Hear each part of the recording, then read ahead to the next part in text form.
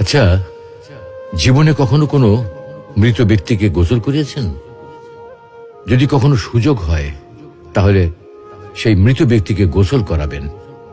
তখন খুব কাছ থেকে দেখবেন মৃত মানুষের দেহটা কতটা অসহায় লাগে, মৃত্যুর পরে মানুষের দেহ কতটা ভয়ের কারণ হয়ে দাঁড়ায়।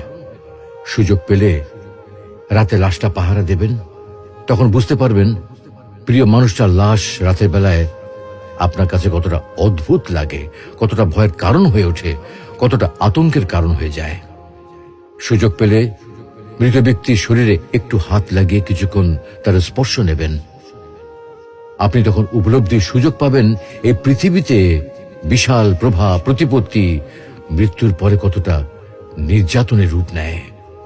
সুযোগ পেলে আপনজনদের লাশ কবরে নামাবেন খুব আগ্রহ নিয়ে।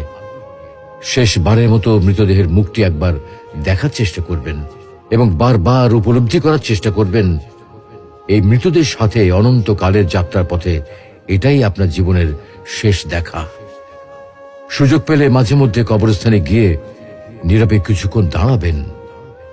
এরপর মনে মনে চিন্তা করবেন জীবনের লাভ ক্ষতির হিসাব। এই মৃত মানুষগুলো এই পৃথিবীতে কি করে গেছেন, কাদের রেখে গেছেন।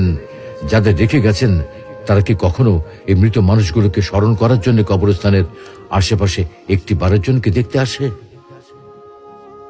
আমাদের জীবনটা বড় অদ্ভুত, বৈচিত্র্যময়। আমরা এর জন্যে ওর জন্যে, ধন সম্পদের জন্যে, ঐশ্বর্যের জন্যে, বাড়ি গাড়ি টাকা পয়সার জন্যে কত না মায়া দেখাই, আগ্রহ দেখাই, আরো চাই আমাদের।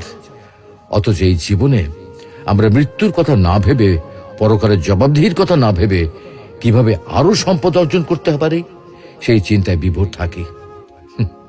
হায় রে জীবন, এখনো সময় আছে, ফিরে আসুন মহান রবের দিকে।